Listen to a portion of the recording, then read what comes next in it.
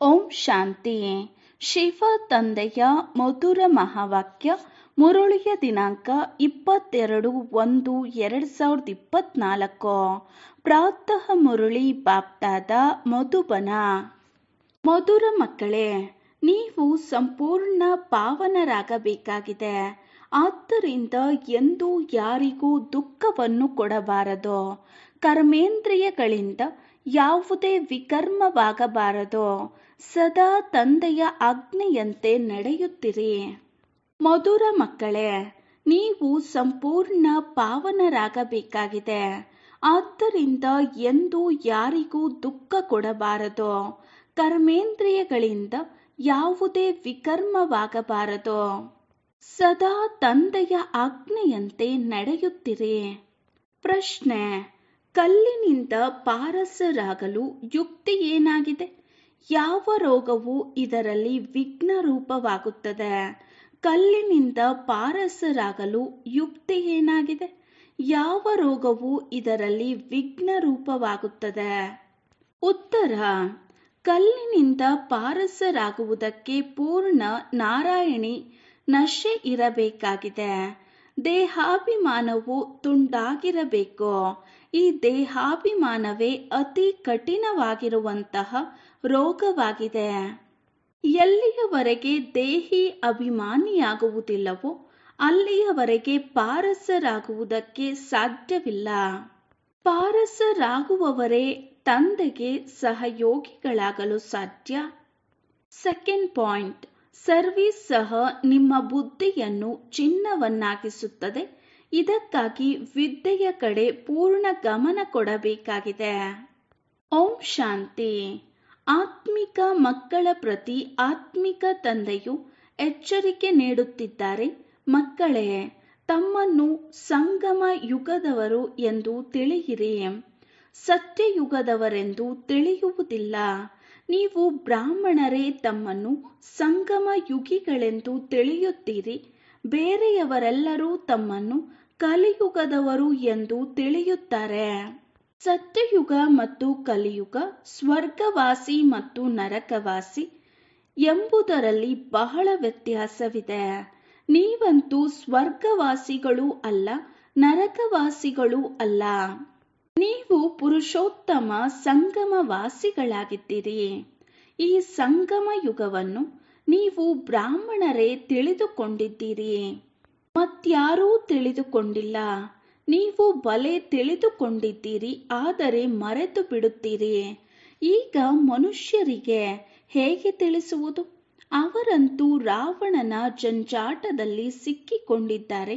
ರಾಮರಾಜ್ಯವಂತೂ ಇಲ್ಲ. ರಾವಣನನ್ನು ಸುಡುತ್ತಿರುತ್ತಾರೆ. ಇದರಿಂದ ಇದು ರಾವಣ ರಾಜ್ಯವಾಗಿದೆ ಎಂದು ಸಿದ್ಧವಾಗುತ್ತದೆ. ರಾಮರಾಜ್ಯವೆಂದರೆ ಏನು? ರಾವಣ ರಾಜ್ಯವೆಂದರೇನು ಎಂದು ನೀವು ಮಕ್ಕಳಲ್ಲಿಯೂ ನಂಬರ್ವಾರ್ ಆಗಿ ತಿಳಿದುಕೊಂಡಿದ್ದೀರಿ. ತಂದೆಯು ಸಂಗಮ ಯುಗದಲ್ಲಿ ಬರುತ್ತಾರೆಂದಾಗ ಸತ್ಯಯುಗ ಮತ್ತು ಕಲಿಯುಗದ ಹೋಲಿಕೆಯೂ ಸಹ ಈಗ ಮಾಡಲಾಗುತ್ತದೆ.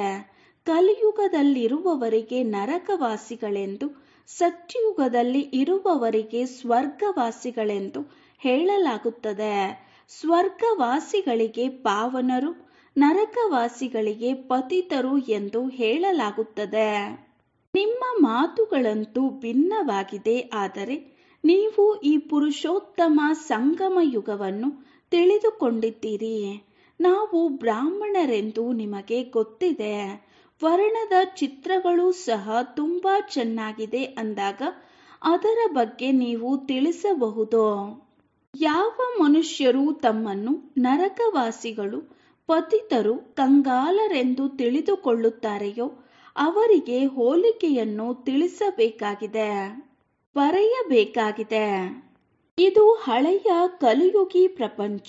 ಸತ್ಯಯುಗ ಸ್ವರ್ಗ ಹೊಸ ಪ್ರಪಂಚವಾಗಿದೆ. ನೀವು ನರಕವಾಸಿಗಳಾಗಿದ್ದೀರಾ ಅಥವಾ ಸ್ವರ್ಗವಾಸಿಗಳಾಗಿದ್ದೀರಾ? ನೀವು ದೇವತೆಗಳಾಗಿದ್ದೀರಾ ಅಥವಾ ಅಸುರರಾಗಿದ್ದೀರಾ? ಆದರೆ ನಾವು ಸ್ವರ್ಗವಾಸಿಗಳೆಂದು ಯಾರೂ ಹೇಳುವುದಿಲ್ಲ. ನಾವಂತೂ ಸ್ವರ್ಗದಲ್ಲಿ ಕುಳಿತಿದ್ದೇವೆ ಎಂದು ಕೆಲವರು ತಿಳಿದುಕೊಳ್ಳುತ್ತಾರೆ. ಅರೆ ಇದಂತೂ ನರಕವಾಗಿದೆಯಲ್ಲವೇ, ಸತ್ಯಯುಗವೆಲ್ಲಿದೆ? ಇದು ರಾವಣ ರಾಜ್ಯವಾಗಿದೆ. ಆದ್ದರಿಂದ ರಾವಣನನ್ನು ಸುಡುತ್ತಾರೆ. ಅವರ ಬಳಿಯೂ ಸಹ ಎಷ್ಟು ಉತ್ತರಗಳಿರುತ್ತವೆ. ಸರ್ವವ್ಯಾಪಿ ಎಂಬುದರ ಮೇಲೆ ಎಷ್ಟೊಂದು ವಾಗ್ವಾದ ಮಾಡುತ್ತಾರೆ. ತಾವು ಮಕ್ಕಳು ಸ್ಪಷ್ಟವಾಗಿ ಕೇಳುತ್ತೀರಿ, ಈಗ ಹೊಸ ಜಗತ್ತಾಗಿದೆಯೋ ಅಥವಾ ಹಳೆಯ ಜಗತ್ತಾಗಿದೆಯೋ? ಈ ರೀತಿ ಸ್ಪಷ್ಟವಾಗಿ ವ್ಯತ್ಯಾಸವನ್ನು ತಿಳಿಸಬೇಕೋ? ಇದರಲ್ಲಿ ಬಹಳ ಬುದ್ಧಿ ಬೇಕೋ? ಈ ರೀತಿ ಯುಕ್ತಿಯಿಂದ ಬರೆಯಬೇಕು. ಅದರಿಂದ ಮನುಷ್ಯರು ತಮ್ಮನ್ನು ತಾವೇ ಕೇಳಿಕೊಳ್ಳಬೇಕು, ನಾನು ಸ್ವರ್ಗವಾಸಿಯೇ ಅಥವಾ ನರಕವಾಸಿಯೇ? ಇದು ಹಳೆಯ ಪ್ರಪಂಚವೋ ಅಥವಾ ಹೊಸ ಪ್ರಪಂಚವೋ? ಇದು ರಾಮರಾಜ್ಯವೇ ಅಥವಾ ರಾವಣ ರಾಜ್ಯವೇ? ನಾವು ಹಳೆಯ ಕಲಿಯುಗಿ ಪ್ರಪಂಚದ ನಿವಾಸಿಗಳೋ ಅಥವಾ ಹೊಸ ಪ್ರಪಂಚದ ನಿವಾಸಿಗಳು? ಹಿಂದಿಯಲ್ಲಿ ಬರೆದ ನಂತರ ಆಂಗ್ಲ ಭಾಷೆಯಲ್ಲಿ ಹಾಗೂ ಗುಜರಾತಿಯಲ್ಲಿ ತರ್ಜುಮೆ ಮಾಡಬೇಕೋ? ಮನುಷ್ಯರು ತಮ್ಮನ್ನು ತಾವು ಎಲ್ಲಿಯ ನಿವಾಸಿಗಳಾಗಿದ್ದೇವೆ ಕೇಳಿಕೊಳ್ಳಬೇಕೋ? ಯಾರಾದರೂ ಶರೀರ ಬಿಟ್ಟರೆ ಸ್ವರ್ಗವಾಸಿಗಳಾದರು ಎಂದು ಹೇಳುತ್ತಾರೆ. ಆದರೆ ಈಗ ಸ್ವರ್ಗವೆಲ್ಲಿದೆ? ಈಗಂತೂ ಕಲಿಯುಗವಾಗಿದೆ. ಅವಶ್ಯಕವಾಗಿ ಪುನರ್ಜನ್ಮವನ್ನು ಸಹ ಇಲ್ಲಿಯೇ ಪಡೆಯಬೇಕಾಗುತ್ತದೆ. ಸ್ವರ್ಗವೆಂದು ಸತ್ಯಯುಗಕ್ಕೆ ಹೇಳಲಾಗುತ್ತದೆ ಅಂದಾಗ ಅಲ್ಲಿಗೆ ಹೇಗೆ ಹೋಗುತ್ತಾರೆ? ಇವೆಲ್ಲವೂ ವಿಚಾರ ಸಾಗರ ಮಂಥನ ಮಾಡುವ ವಿಚಾರಗಳಾಗಿವೆ. ಈ ರೀತಿ ಸ್ಪಷ್ಟವಾಗಿ ವ್ಯತ್ಯಾಸವಿರಲಿ, ಅದರಲ್ಲಿ ಬರೆಯಬೇಕು. ಇದು ಭಗವಾನುವಾಚ. ಪ್ರತಿಯೊಬ್ಬರೂ ತಮ್ಮನ್ನು ಕೇಳಿಕೊಳ್ಳಿರಿ, ನಾನು ಸತ್ಯಯುಗಿ ರಾಮರಾಜ್ಯದ ನಿವಾಸಿಯೋ ಅಥವಾ ಕಲಿಯುಗಿ ರಾವಣ ರಾಜ್ಯದ ನಿವಾಸಿಯೋ? ತಾವು ಬ್ರಾಹ್ಮಣರು ಸಂಗಮ ಯುಗದ ನಿವಾಸಿಗಳಾಗಿದ್ದೀರಿ. ನಿಮ್ಮನ್ನು ಯಾರೂ ತಿಳಿದುಕೊಂಡಿಲ್ಲ. ತಾವು ಎಲ್ಲರಿಗಿಂತ ಭಿನ್ನರಾಗಿದ್ದೀರಿ. ತಾವು ಸತ್ಯಯುಗ ಮತ್ತು ಕಲಿಯುಗವನ್ನು ಯಥಾರ್ಥವಾಗಿ ತಿಳಿದುಕೊಂಡಿದ್ದೀರಿ. ತಾವು ಮಾತ್ರವೇ ಕೇಳಬಹುದು, ತಾವು ವಿಕಾರಿ ಭ್ರಷ್ಟಾಚಾರಿಗಳೋ ಅಥವಾ ನಿರ್ವಿಕಾರಿ ಶ್ರೇಷ್ಠಾಚಾರಿಗಳೋ? ಇದು ನಿಮ್ಮ ಪುಸ್ತಕವೇ ಆಗಬಹುದು. ಹೊಸ ಹೊಸ ಮಾತುಗಳನ್ನು ರಚಿಸಬೇಕಾಗುತ್ತದೆ. ಅದರಿಂದ ಈಶ್ವರನು ಸರ್ವವ್ಯಾಪಿ ಅಲ್ಲವೆಂದು ಮನುಷ್ಯರಿಗೆ ಅರ್ಥವಾಗಬೇಕು. ನಿಮ್ಮ ಈ ಬರಹವನ್ನು ನೋಡಿ ತಮಗೆ ತಾವೇ ಪ್ರಶ್ನೆಯನ್ನು ಕೇಳಿಕೊಳ್ಳುತ್ತಾರೆ. ಇದನ್ನು ಕಬ್ಬಿಣದ ಯುಗವೆಂದು ಎಲ್ಲರೂ ಹೇಳುತ್ತಾರೆ. ಈಗಂತೂ ಸತ್ಯಯುಗಿ ದೇವಿ ರಾಜ್ಯವೆಂದು ಯಾರೂ ಹೇಳುವುದಿಲ್ಲ. ಇದು ನರಕವೇ ಅಥವಾ ಸ್ವರ್ಗವೇ? ಈ ರೀತಿ ಬಹಳ ಒಳ್ಳೆಯ ಹೇಳಿಕೆಯನ್ನು ಬರೆಯಿರಿ. ಇದರಿಂದ ಮನುಷ್ಯರು ತಮ್ಮನ್ನು ನರಕವಾಸಿ ಪತಿತರೆಂದು ಅರ್ಥ ಮಾಡಿಕೊಳ್ಳಲಿ. ನಮ್ಮಲ್ಲಿ ದೈವಿ ಗುಣವಂತೂ ಇಲ್ಲ. ಕಲಿಯುಗದಲ್ಲಿ ಸತ್ಯಯುಗದವರು ಯಾರೂ ಇರಲು ಸಾಧ್ಯವಿಲ್ಲ. ಈ ರೀತಿ ವಿಚಾರ ಸಾಗರ ಮಂಥನ ಮಾಡಿ ಬರೆಯಬೇಕಾಗಿದೆ. ಯಾರು ಈ ರೀತಿ ವಿಚಾರ ಸಾಗರ ಮಂಥನ ಮಾಡುತ್ತಾರೆಯೋ ಅವರು ಅರ್ಜುನರು. ಗೀತೆಯಲ್ಲಿ ಅರ್ಜುನನ ಹೆಸರನ್ನು ಹಾಕಿದ್ದಾರೆ. ತಂದೆಯು ತಿಳಿಸುತ್ತಾರೆ, ಯಾವ ಗೀತೆ ಇದೆ ಅದರಲ್ಲಿ ಹಿಟ್ಟಿನಲ್ಲಿ ಉಪ್ಪಿನಷ್ಟಿದೆ. ಉಪ್ಪು ಹಾಗೂ ಸಕ್ಕರೆಯಲ್ಲಿ ಎಷ್ಟು ವ್ಯತ್ಯಾಸವಿದೆ? ಅದು ಸಿಹಿ ಹಾಗೂ ಇದು ಉಪ್ಪು. ಕೃಷ್ಣ ಭಗವಾನುವಾಚ ಎಂದು ಬರೆದು ಗೀತೆಯನ್ನು ಉಪ್ಪು ಮಾಡಿಬಿಟ್ಟಿದ್ದಾರೆ. ಮನುಷ್ಯರು ಹೇಗೆ ಕೆಸರಿನಲ್ಲಿ ಸಿಕ್ಕಿಕೊಳ್ಳುತ್ತಾರೆ? ಪಾಪ, ಜ್ಞಾನದ ರಹಸ್ಯವೂ ಸಹ ಗೊತ್ತಿಲ್ಲ. ಜ್ಞಾನವನ್ನು ಭಗವಂತ ತಮಗೆ ಮಾತ್ರ ಹೇಳುತ್ತಾರೆ, ಬೇರೆ ಯಾರಿಗೂ ಗೊತ್ತಿಲ್ಲ. ಜ್ಞಾನವಂತೂ ಬಹಳ ಸಹಜವಾಗಿದೆ. ಆದರೆ ಭಗವಂತ ಓದಿಸುತ್ತಾರೆ ಎಂದು ಮರೆತು ಹೋಗುತ್ತಾರೆ. ಶಿಕ್ಷಕನನ್ನೇ ಮರೆತು ಬಿಡುತ್ತಾರೆ. ಇಲ್ಲವೆಂದರೆ ವಿದ್ಯಾರ್ಥಿಗಳು ಶಿಕ್ಷಕನನ್ನು ಎಂದೂ ಮರೆಯುವುದಿಲ್ಲ. ಬಾಬಾ, ನಾವು ನಿಮ್ಮನ್ನು ಪದೇ ಪದೇ ಮರೆತು ಹೋಗುತ್ತೇವೆ ಎಂದು ಮಕ್ಕಳು ಹೇಳುತ್ತಾರೆ. ತಂದೆಯು ತಿಳಿಸುತ್ತಾರೆ, ಮಾಯೆಯು ಕಡಿಮೆ ಏನೂ ಇಲ್ಲ. ತಾವು ದೇಹಾಭಿಮಾನಿಗಳಾಗಿ ಬಿಡುತ್ತೀರಿ. ಬಹಳ ವಿಕರ್ಮವಾಗುತ್ತದೆ. ಯಾವುದು ವಿಕರ್ಮವಾಗದೆ ಇರುವಂತಹ ದಿನವೇ ಇಲ್ಲ. ತಂದೆಯ ಯಾವ ಆದೇಶವಿದೆಯೋ ಅದನ್ನೇ ಮರೆತು ಹೋಗುತ್ತೀರಿ. ಇದು ಮುಖ್ಯವಾದ ವಿಕರ್ಮವಾಗಿದೆ. ಮನ್ಮನಾಭವ, ತಮ್ಮನ್ನು ಆತ್ಮನೆಂದು ತಿಳಿಯಿರಿ. ಇದು ತಂದೆಯ ಆದೇಶವಾಗಿದೆ. ಈ ಆದೇಶಕ್ಕೆ ಮಾನ್ಯತೆ ಕೊಡದಿದ್ದರೆ ಬಹಳ ವಿಕರ್ಮವೇ ಆಗುತ್ತದೆ, ಬಹಳ ಪಾಪವಾಗಿ ಬಿಡುತ್ತದೆ. ತಂದೆಯ ಆದೇಶ ಬಹಳ ಸಹಜವೂ ಆಗಿದೆ, ಕಠಿಣವೂ ಆಗಿದೆ. ಎಷ್ಟೇ ಹೇಳಿದರೂ ಮರೆತು ಹೋಗುತ್ತೀರಿ. ಏಕೆಂದರೆ ಅರ್ಧ ಕಲ್ಪದ ದೇಹಾಭಿಮಾನವಲ್ಲವೇ. 5 ನಿಮಿಷವೂ ಸಹ ಯಥಾರ್ಥವಾಗಿ ತಂದೆಯ ನೆನಪಿನಲ್ಲಿ ಕುಳಿತುಕೊಳ್ಳುವುದಿಲ್ಲ. ಒಂದು ವೇಳೆ ಇಡೀ ದಿನ ನೆನಪಿನಲ್ಲಿದ್ದರೆ ಕರ್ಮಾತೀತ ಸ್ಥಿತಿಯಾಗಿ ಬಿಡುತ್ತದೆ. ತಂದೆಯು ತಿಳಿಸಿದ್ದಾರೆ, ಇದರಲ್ಲಿ ಶ್ರಮವಿದೆ. ತಾವು ಈ ಶಾರೀರಿಕ ವಿದ್ಯೆಯನ್ನು ಚೆನ್ನಾಗಿ ಓದುತ್ತೀರಿ. ಇತಿಹಾಸ ಭೂಗೋಳವನ್ನು ಓದುವ ಅಭ್ಯಾಸವಿದೆ. ಆದರೆ ನೆನಪಿನ ಯಾತ್ರೆಯ ಅಭ್ಯಾಸವು ಸ್ವಲ್ಪವೂ ಇಲ್ಲ. ಸ್ವಯಂ ಅನ್ನು ಆತ್ಮನೆಂದು ತಿಳಿದು ತಂದೆಯನ್ನು ನೆನಪು ಮಾಡಬೇಕು. ಇದು ಹೊಸ ವಿಚಾರವಾಗಿದೆ. ಅಂತಹ ತಂದೆಯನ್ನು ಚೆನ್ನಾಗಿ ನೆನಪು ಮಾಡಬೇಕೆಂದು ವಿವೇಕವು ಹೇಳುತ್ತದೆ. ಸ್ವಲ್ಪ ಸಮಯವನ್ನು ತೆಗೆದು ರೊಟ್ಟಿ ತಿನ್ನುತ್ತೀರೆಂದಾಗಲೂ ತಂದೆಯ ನೆನಪಿನಲ್ಲಿ ತಿನ್ನಬೇಕು. ಎಷ್ಟು ನೆನಪಿನಲ್ಲಿರುತ್ತೀರಿ ಅಷ್ಟು ಪಾವನರಾಗುತ್ತೀರಿ. ಕೆಲವರ ಬಳಿ ಅಷ್ಟೊಂದು ಹಣವಿದೆ, ಆದ್ದರಿಂದ ಬಡ್ಡಿ ಸಿಗುತ್ತಿರುತ್ತದೆ. ಅಂತಹ ಮಕ್ಕಳು ಅನೇಕರಿದ್ದಾರೆ. ತಂದೆಯನ್ನು ನೆನಪು ಮಾಡುತ್ತಾ ರೊಟ್ಟಿ ತಿನ್ನುತ್ತಿದ್ದರೆ ಸಾಕು. ಆದರೆ ಮಾಯೆಯು ನೆನಪು ಮಾಡಲು ಬಿಡುವುದಿಲ್ಲ. ಕಲ್ಪದ ಮೊದಲು ಯಾರೆಷ್ಟು ಪುರುಷಾರ್ಥ ಮಾಡಿದ್ದಾರೆಯೋ ಅವರು ಅಷ್ಟೇ ಮಾಡುತ್ತಾರೆ. ಸಮಯ ಹಿಡಿಸುತ್ತದೆ. ಕೆಲವರು ಬೇಗ ಓಡಿ ಹೋಗಿ ತಲುಪೋಣ ಅಂದರೆ ಸಾಧ್ಯವೇ ಇಲ್ಲ. ಇಲ್ಲಿ 2 ತಂದೆಯರಿದ್ದಾರೆ.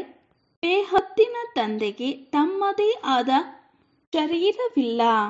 ಅವರು ಬ್ರಹ್ಮ ತಂದೆಯಲ್ಲಿ ಪ್ರವೇಶ ಮಾಡಿ ಮಾತನಾಡುತ್ತಾರೆ. ಅಂದ ಮೇಲೆ ತಂದೆಯ ಶ್ರೀಮತದಂತೆ ನಡೆಯಬೇಕು. ದೇಹ ಸಹಿತ ಎಲ್ಲ ಧರ್ಮವನ್ನು ಬಿಟ್ಟು ತಮ್ಮನ್ನು ಆತ್ಮನೆಂದು ತಿಳಿಯಿರಿ ಎಂದು ತಂದೆಯು ಮಕ್ಕಳಿಗೆ ಶ್ರೀಮತವನ್ನು ಕೊಡುತ್ತಾರೆ. ತಾವು ಪವಿತ್ರರಾಗಿ ಬಂದಿದ್ದೀರಿ. 84 ಜನ್ಮಗಳನ್ನು ಪಡೆಯುತ್ತಾ ಆತ್ಮವು ಪತಿತವಾಗಿದೆ. ಈಗ ಪಾವನರಾಗಲು ಶ್ರೀಮತದಂತೆ ನಡೆಯಬೇಕು. ಆಗ ತಂದೆಯು ಗ್ಯಾರಂಟಿ ಕೊಡುತ್ತಾರೆ, ನಿಮ್ಮ ಪಾಪವು ತುಂಡಾಗುತ್ತದೆ. ಆತ್ಮವು ಚಿನ್ನದ ಸಮಾನವಾಗುತ್ತದೆ. ನಂತರ ಅಲ್ಲಿ ಚಿನ್ನದ ಸಮಾನವಾದ ದೇಹವು ಸಿಗುತ್ತದೆ. ಯಾರು ಈ ಕುಲದವರಾಗಿರುತ್ತಾರೋ ಅವರು ನಿಮ್ಮ ಮಾತುಗಳನ್ನು ಕೇಳಿ ಯೋಚನೆಯಲ್ಲಿ ತೊಡಗುತ್ತಾರೆ. ನಿಮ್ಮ ಮಾತಂತೂ ಸರಿಯಾಗಿದೆ ಎಂದು ಹೇಳುತ್ತಾರೆ. ಪಾವನರಾಗಬೇಕೆಂದರೆ ಯಾರಿಗೂ ದುಃಖವನ್ನು ಕೊಡಬಾರದು. ಮನಸ್ಸ ವಾಚ ಕರ್ಮಣ ಪವಿತ್ರರಾಗಬೇಕಾಗಿದೆ. ಮನಸ್ಸಿನಲ್ಲಿ ಬಿರುಗಾಳಿಯಂತೂ ಬರುತ್ತದೆ. ನೀವು ಬೇಹದ್ದಿನ ರಾಜ್ಯ ಭಾಗ್ಯವನ್ನು ಪಡೆಯುತ್ತಿದ್ದೀರಲ್ಲವೇ. ನೀವು ಬಲೆ ಸತ್ಯವನ್ನು ಹೇಳಿ ಅಥವಾ ಹೇಳದೇ ಇರಿ. ಆದರೆ ತಂದೆಯು ಸ್ವಯಂ ಹೇಳುತ್ತಾರೆ, ಮಾಯೆಯ ಬಹಳ ವಿಕಲ್ಪಗಳು ಬರುತ್ತವೆ. ಆದರೆ ಕರ್ಮೇಂದ್ರಿಯಗಳಿಂದ ಎಂದೂ ವಿಕರ್ಮ ಮಾಡಬಾರದು. ಕರ್ಮೇಂದ್ರಿಯಗಳಿಂದ ಯಾವುದೇ ಪಾಪ ಮಾಡಬಾರದು. ಅಂದ ಮೇಲೆ ಈ ವ್ಯತ್ಯಾಸದ ಮಾತುಗಳನ್ನು ಚೆನ್ನಾಗಿ ಬರೆಯಬೇಕು. ಕೃಷ್ಣನು ಪೂರ್ಣ 84 ಜನ್ಮಗಳನ್ನು ಪಡೆಯುತ್ತಾನೆ. ಆದರೆ ಶಿವ ತಂದೆಯು ಪುನರ್ಜನ್ಮವನ್ನು ಪಡೆಯುವುದಿಲ್ಲ. ಕೃಷ್ಣನು ಸರ್ವಗುಣ ಸಂಪನ್ನ ದೇವತಾ. ಇವರಂತೂ ತಂದೆಯಾಗಿದ್ದಾರೆ. ಅಂದರೆ ಶಿವ ತಂದೆಯು ತಂದೆಯಾಗಿದ್ದಾರೆ. ತಾವು ನೋಡಿದ್ದೀರಿ, ಪಾಂಡವರ ಚಿತ್ರಗಳನ್ನು ಎಷ್ಟು ದೊಡ್ಡದನ್ನಾಗಿ ಮಾಡುತ್ತಾರೆ. ಅರ್ಥಾತ್ ಅವರು ಅಷ್ಟು ವಿಶಾಲ ಬುದ್ಧಿಯವರಾಗಿದ್ದಾರೆ ಎಂದರ್ಥ. ಬುದ್ಧಿಯು ವಿಶಾಲವಾಗಿತ್ತು, ಆದರೆ ಅವರು ಶರೀರವನ್ನು ದೊಡ್ಡದಾಗಿ ಮಾಡಿದ್ದಾರೆ. ನಿಮ್ಮಂತಹ ವಿಶಾಲ ಬುದ್ಧಿಯು ಬೇರೆ ಯಾರದೂ ಆಗಲು ಸಾಧ್ಯವಿಲ್ಲ. ನಿಮ್ಮದು ಈಶ್ವರೀಯ ಬುದ್ಧಿಯಾಗಿದೆ. ಭಕ್ತಿಯಲ್ಲಿ ಎಷ್ಟು ದೊಡ್ಡ ದೊಡ್ಡ ಚಿತ್ರಗಳನ್ನು ಮಾಡಿ ಹಣವನ್ನು ವ್ಯರ್ಥ ಮಾಡುತ್ತಾರೆ. ಎಷ್ಟು ವೇದಶಾಸ್ತ್ರ ಉಪನಿಷತ್ತುಗಳನ್ನು ಮಾಡಿ ಎಷ್ಟೊಂದು ಖರ್ಚು ಮಾಡಿದರೋ. ತಂದೆಯು ಹೇಳುತ್ತಾರೆ, ತಾವೆಷ್ಟು ಹಣವನ್ನು ಕಳೆದುಕೊಂಡು ಬಂದಿದ್ದೀರಿ. ಬೇಹದ್ದಿನ ತಂದೆಯು ದೂರಿಡುತ್ತಿದ್ದಾರೆ. ಬಾಬಾ ಬಹಳಷ್ಟು ಹಣವನ್ನು ಕೊಟ್ಟಿದ್ದರೆಂಬುದು ನೀವು ಅನುಭವ ಮಾಡುತ್ತೀರಿ. ರಾಜಯೋಗವನ್ನು ಕಲಿಸಿ ರಾಜರಿಗೂ ರಾಜರನ್ನಾಗಿ ಮಾಡಿದರು. ಆ ಶಾರೀರಿಕ ವಿದ್ಯೆಯನ್ನು ಓದಿ ವಕೀಲರು ಮುಂತಾದವರು ಆಗುತ್ತಾರೆ. ನಂತರ ಅದರಲ್ಲಿ ಸಂಪಾದನೆಯಾಗುತ್ತದೆ. ಆದ್ದರಿಂದ ವಿದ್ಯೆಯೇ ಸಂಪಾದನೆಗೆ ಆಧಾರವೆಂದು ಹೇಳಲಾಗುತ್ತದೆ. ಈ ಈಶ್ವರೀಯ ವಿದ್ಯೆಯೂ ಸಹ ಸಂಪಾದನೆಗೆ ಆಧಾರವಾಗಿದೆ. ಇದರಿಂದ ಬೇಹದ್ದಿನ ಚಕ್ರಾಧಿಪತ್ಯವು ಸಿಗುತ್ತದೆ. ಭಾಗವತ, ರಾಮಾಯಣ ಇತ್ಯಾದಿಗಳಲ್ಲಿ ಯಾವುದೇ ಜ್ಞಾನವಿಲ್ಲ, ಯಾವ ಗುರಿಯೂ ಇಲ್ಲ. ತಂದೆ ಏನು ಜ್ಞಾನಪೂರ್ಣರಾಗಿದ್ದಾರೆಯೋ ಅವರೇ ಕುಳಿತು ನೀವು ಮಕ್ಕಳಿಗೆ ತಿಳಿಸುತ್ತಿದ್ದಾರೆ. ಇದು ಸಂಪೂರ್ಣ ಹೊಸ ವಿದ್ಯೆಯಾಗಿದೆ. ಅದನ್ನು ಸಹ ಯಾರು ಓದಿಸುತ್ತಾರೆ? ಸ್ವಯಂ ಭಗವಂತ ಹೊಸ ಪ್ರಪಂಚದ ಮಾಲೀಕರನ್ನಾಗಿ ಮಾಡಲು ಓದಿಸುತ್ತಾರೆ. ಈ ಲಕ್ಷ್ಮೀನಾರಾಯಣರು ಈ ವಿದ್ಯೆಯಿಂದ ಉತ್ತಮ ಪದವಿಯನ್ನು ಪಡೆದರು. ರಾಜನಲ್ಲಿ ಎಲ್ಲಿ ಪ್ರಜೆ ಯಾರದೇ ಅದೃಷ್ಟದ ಬಾಗಿಲು ತೆರೆದರೆ ಬಂಧನವು ದೂರವಾಗುತ್ತದೆ. ವಿದ್ಯಾರ್ಥಿಗಳು ಸಹ ಅರ್ಥ ಮಾಡಿಕೊಳ್ಳಬಹುದು. ನಾವು ಓದುತ್ತೇವೆ ಹಾಗೂ ಓದಿಸುತ್ತೇವೆಯೋ ಅಥವಾ ಇಲ್ಲವೋ, ವಿದ್ಯೆಯ ಮೇಲೆ ಪೂರ್ಣ ಗಮನವಿಡಬೇಕಾಗಿದೆ. ಕಲ್ಲು ಬುದ್ಧಿಯವರಾಗಿರುವ ಕಾರಣ ಏನೂ ಅರ್ಥವಾಗುವುದಿಲ್ಲ. ನೀವು ಪಾರಸ ಬುದ್ಧಿಯವರಾಗಬೇಕು. ಯಾರು ಸರ್ವಿಸ್ ಮಾಡುತ್ತಿರುತ್ತಾರೆಯೋ ಅವರದು ಆ ರೀತಿಯಾಗುತ್ತದೆ. ಬ್ಯಾಡ್ಜ್ನಿಂದಲೂ ಸಹ ಯಾರಿಗೆ ಬೇಕಾದರೂ ತಿಳಿಸಬಹುದು. ಬೇಹದ್ದಿನ ತಂದೆಯಿಂದ ಬೇಹದ್ದಿನ ಆಸ್ತಿಯನ್ನು ಪಡೆಯಿರಿ. ಭಾರತವು ಸ್ವರ್ಗವಾಗಿತ್ತಲ್ಲವೇ? ಅದು ನೆನ್ನೆಯ ವಿಚಾರವಾಗಿದೆ. 5000 ವರ್ಷಗಳ ಮಾತೆಲ್ಲಿ, ಲಕ್ಷಾಂತರ ವರ್ಷಗಳ ಮಾತೆಲ್ಲಿ ಎಷ್ಟೊಂದು ವ್ಯತ್ಯಾಸವಿದೆ. ನೀವು ತಿಳಿಸಿದರೂ ಸಹ ಅವರಿಗೆ ಅರ್ಥವಾಗುವುದಿಲ್ಲ. ಸಂಪೂರ್ಣ ಕಲ್ಲು ಬುದ್ಧಿಯವರಾಗಿದ್ದಾರೆ. ಈ ಬ್ಯಾಡ್ಜ್ ಸಹ ನಿಮಗೆ ಒಂದು ಗೀತೆಯಾಗಿದೆ. ಇದರಲ್ಲಿಯೇ ಎಲ್ಲ ವಿದ್ಯೆ ಇದೆ. ಮನುಷ್ಯರಿಗಂತೂ ಭಕ್ತಿ ಮಾರ್ಗದ ಗೀತೆಯೇ ನೆನಪಿರುತ್ತದೆ. ಈಗ ತಾವು ತಂದೆಯ ಮೂಲಕ ಯಾವ ಗೀತೆಯನ್ನು ಕೇಳುತ್ತೀರಿ ಅದರಿಂದ ತಾವು 21 ಜನ್ಮಗಳಿಗಾಗಿ ಸದ್ಗತಿ ಪಡೆಯುತ್ತೀರಿ. ಪ್ರಾರಂಭದಲ್ಲಿ ನೀವೇ ಗೀತೆಯನ್ನು ಓದಿದಿರಿ. ತಾವೇ ಪೂಜೆಯನ್ನು ಪ್ರಾರಂಭ ಮಾಡಿದಿರಿ. ಈಗ ತಾವೇ ಪುರುಷಾರ್ಥವನ್ನು ಮಾಡಿ ಬಡವರನ್ನು ಭಕ್ತಿ ಮಾರ್ಗದ ಸರಪಳಿಯಿಂದ ಬಿಡಿಸಬೇಕಾಗಿದೆ. ಯಾರಿಗಾದರೂ ತಿಳಿಸುತ್ತಲೇ ಇರಿ. ಅದರಿಂದ ಒಬ್ಬಿಬ್ಬರು ಬರುತ್ತಿರುತ್ತಾರೆ. ಒಂದು ವೇಳೆ 5-6 ಜನ ಒಟ್ಟಿಗೆ ಬಂದರೆ ಪ್ರಯತ್ನಪಟ್ಟು ಬೇರೆ ಬೇರೆ ಫಾರ್ಮ್ ತುಂಬಿಸಿ ಬೇರೆ ಬೇರೆ ತಿಳಿಸಬೇಕು. ಇಲ್ಲವಾದರೆ ಅವರಲ್ಲಿ ಒಬ್ಬರಾದರೂ ಅಂತಿಂತಹವರು ಇದ್ದರೆ ಅನ್ಯರನ್ನು ಹಾಳು ಮಾಡುತ್ತಾರೆ.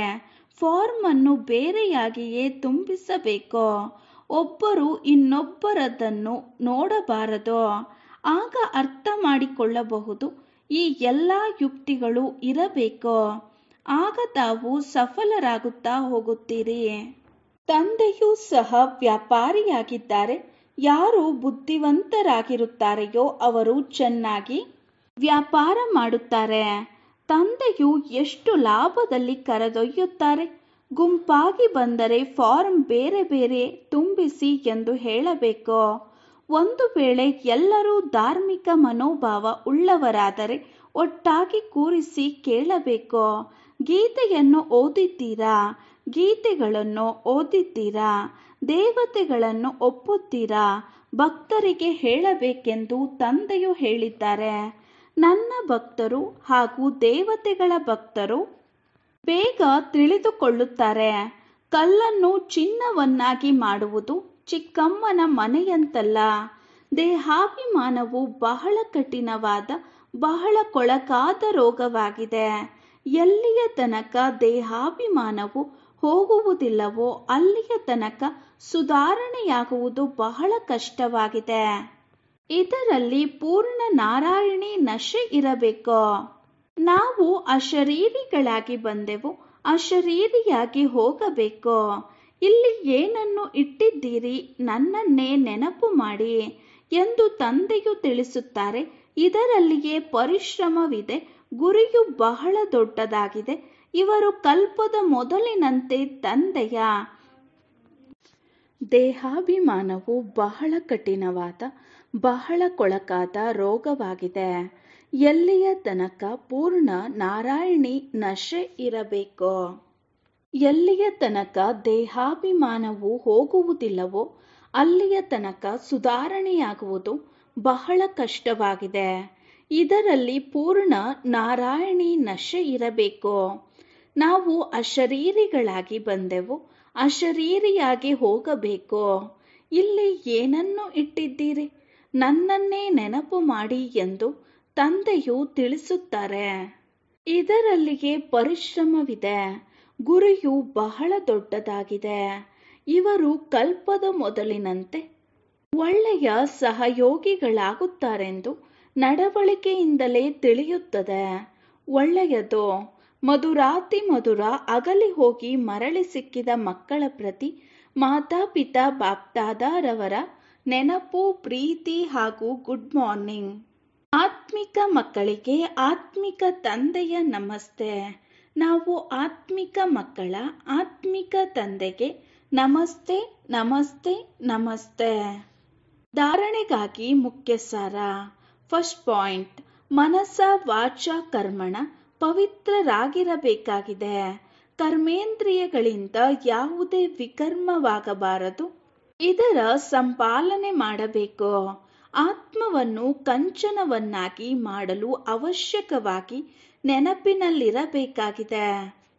ಸೆಕೆಂಡ್ ಪಾಯಿಂಟ್, ದೇಹಾಭಿಮಾನದ ಕಠಿಣ ರೋಗದಿಂದ ಮುಕ್ತರಾಗಲು ನಾರಾಯಣಿ ನಶೆಯಲ್ಲಿರಬೇಕಾಗಿದೆ.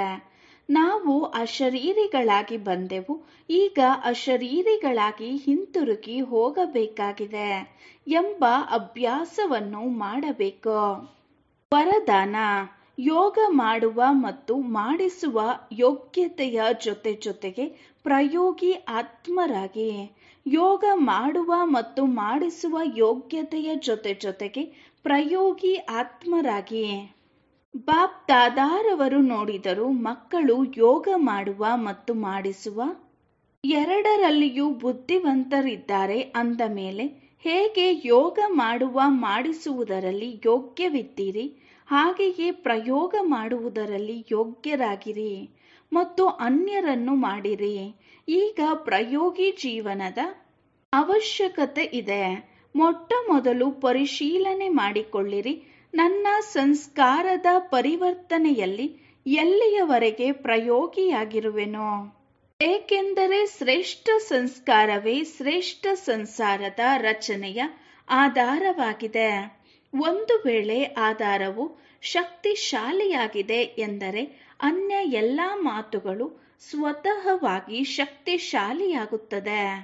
ಸ್ಲೋಗನ್: ಅನುಭವಿ ಆತ್ಮರೆಂದಿಗೂ ವಾಯುಮಂಡಲ ಅಥವಾ ಸಂಘದ ರಂಗಿನಲ್ಲಿ ಬರಲು ಸಾಧ್ಯವಿಲ್ಲ. ಅನುಭವಿ ಆತ್ಮರೆಂದಿಗೂ ವಾಯುಮಂಡಲ ಅಥವಾ ಸಂಘದ ರಂಗಿನಲ್ಲಿ ಬರಲು ಸಾಧ್ಯವಿಲ್ಲ. ಅವ್ಯಕ್ತ ಸೈಲೆನ್ಸ್ನ ಮೂಲಕ ಡಬಲ್ ಲೈಟ್ ಫರಿಸ್ತಾ ಸ್ಥಿತಿಯ ಅನುಭವ ಮಾಡಿ. ಅವ್ಯಕ್ತ ಸೈಲೆನ್ಸ್ನ ಮೂಲಕ ಡಬಲ್ ಲೈಟ್ ಫರಿಸ್ತಾ ಸ್ಥಿತಿಯ ಅನುಭವ ಮಾಡಿ. ಸದಾ ಖುಷಿಯಲ್ಲಿ ತೂಗುವಂತಹ ಸರ್ವರ ವಿಘ್ನಹರ್ತ ಅಥವಾ ಸರ್ವರ ಕಷ್ಟವನ್ನು ಸಹಜ ಮಾಡುವವರು ಯಾವಾಗ ಆಗುವಿರೆಂದರೆ ಯಾವಾಗ ಸಂಕಲ್ಪಗಳಲ್ಲಿ ದೃಢತೆ ಇರುವುದೋ ಮತ್ತು ಸ್ಥಿತಿಯಲ್ಲಿ ಡಬಲ್ ಲೈಟ್ ಆಗುವಿರಿ. ನನ್ನದು ಏನೂ ಇಲ್ಲ, ಎಲ್ಲವೂ ತಂದೆಯದ್ದಾಗಿದೆ. ಯಾವಾಗ ಹೊರೆ ತಮ್ಮ ಮೇಲೆ ಇಟ್ಟುಕೊಳ್ಳುತ್ತೀರೆಂದಾಗ ಎಲ್ಲ ಪ್ರಕಾರದ ವಿಘ್ನಗಳು ಬರುತ್ತವೆ. ನನ್ನದಲ್ಲವೆಂದರೆ ನಿರ್ವಿಘ್ನ. ಓಂ ಶಾಂತಿ.